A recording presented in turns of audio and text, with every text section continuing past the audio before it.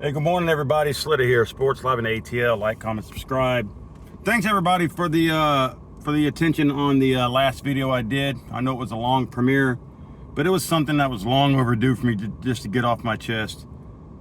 As far as my whole mentality and mindset of the Atlanta sports, especially the Falcons, and I don't retract anything I said. If you haven't seen it, go back and watch it. Comment below. A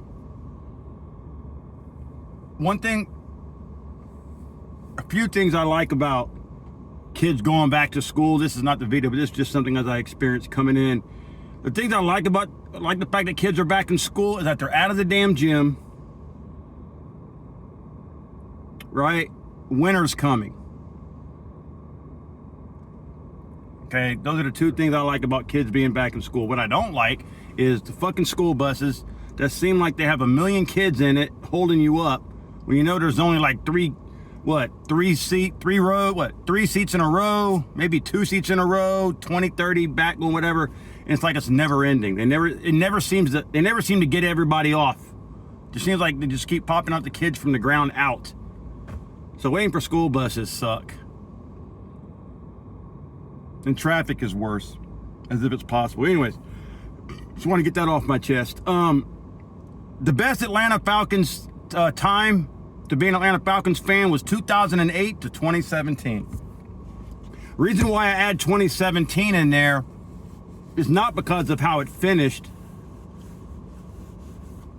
you know, in Philadelphia at the goal line in the playoffs and after the Super Bowl choke, but that's the last time that we were relevant.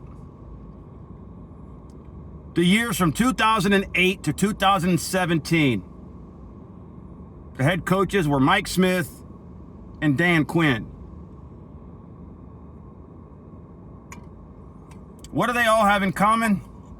Along with, even before that, Dan Reeves, Lehman Bennett, Jerry Glanville, June Jones. Yes, I said it, June Jones.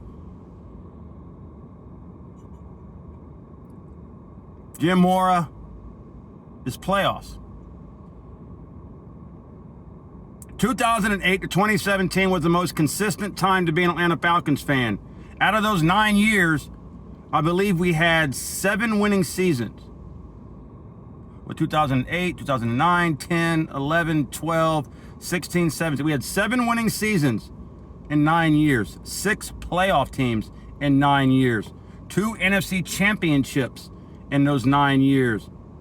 I'm sorry, 3 NFC championships, 1 divisional, a wild card. Division titles, we had 10, 12, 16, 3 division titles.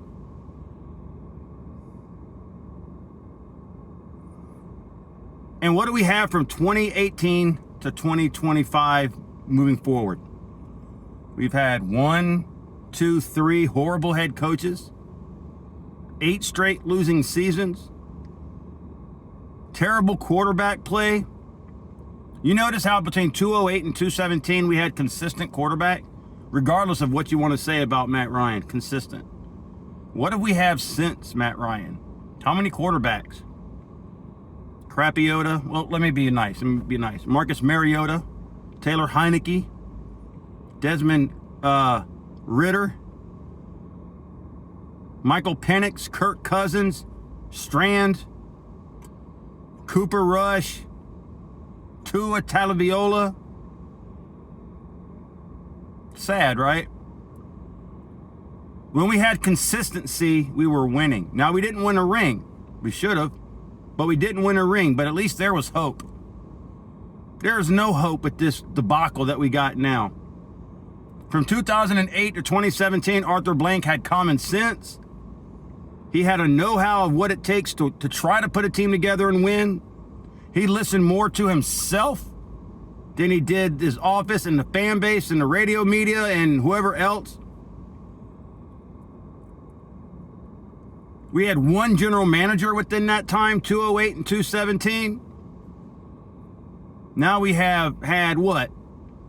Now Ian Cunningham. Before that, we had what the fuck is his name? The guy from the Saints who was even not Thomas, with Thomas Dimitrov, Terry Fontenquat, just terrible.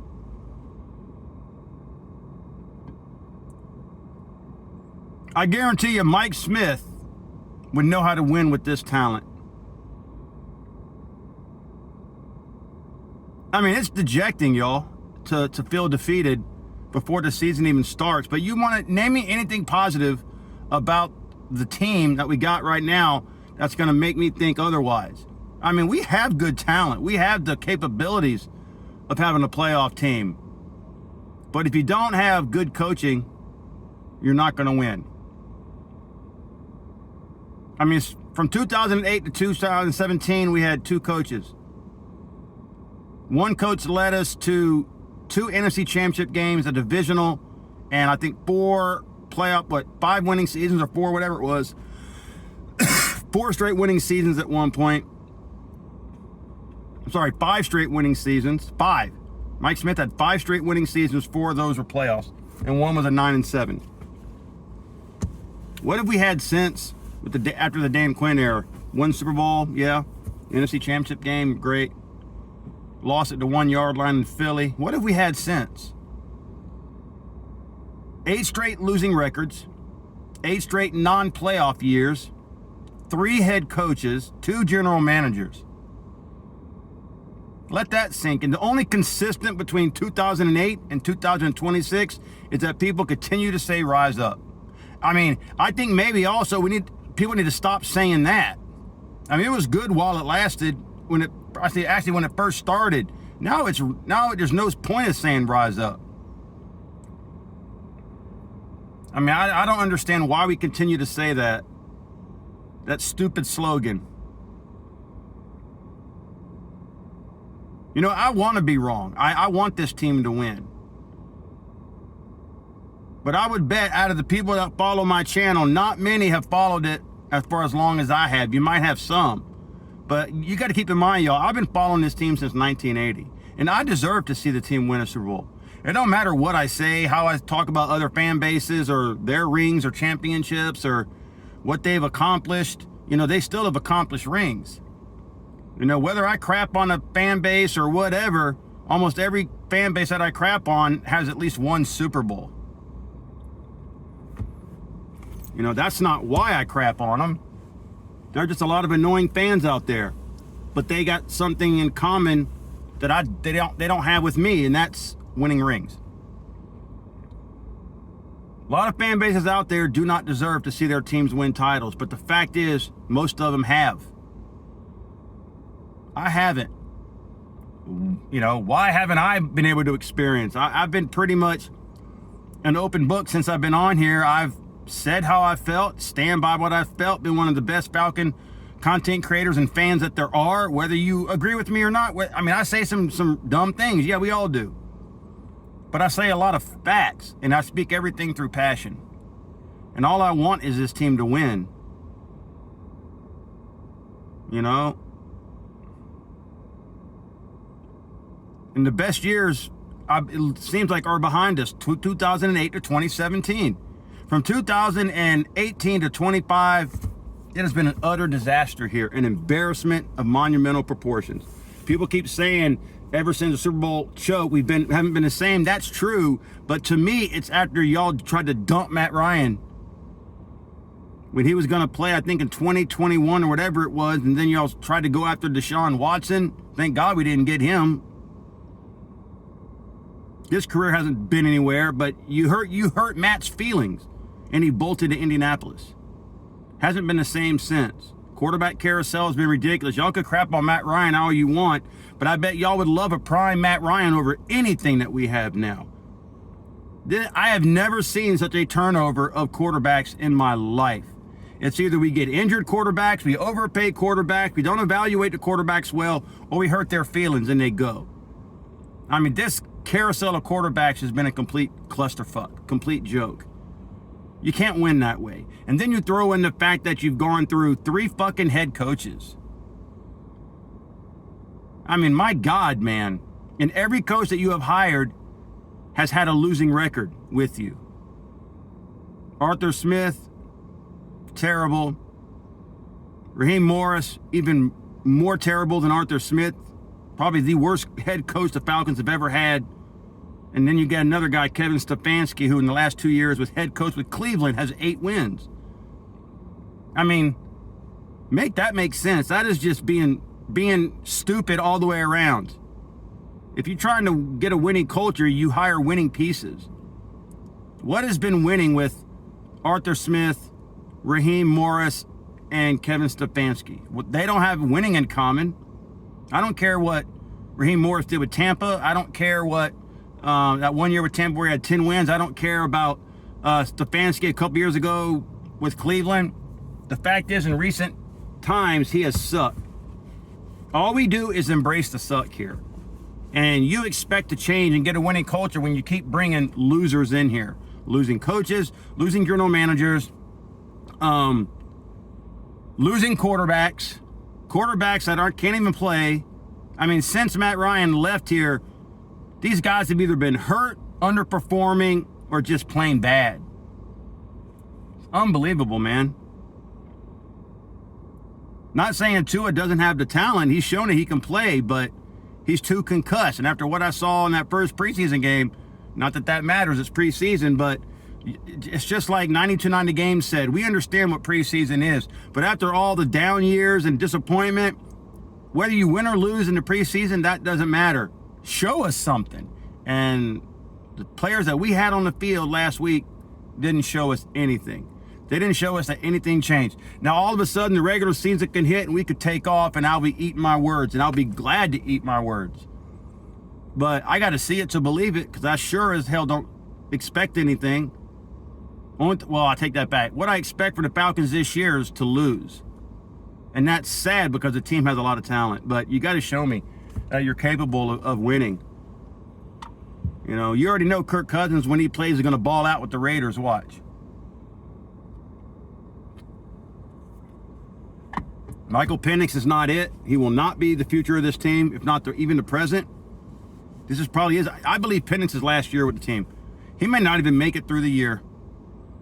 If I was the Falcons, I would cut my losses and cut him right now, but they're not going to. And if he did, the city of Atlanta would be in a major uproar.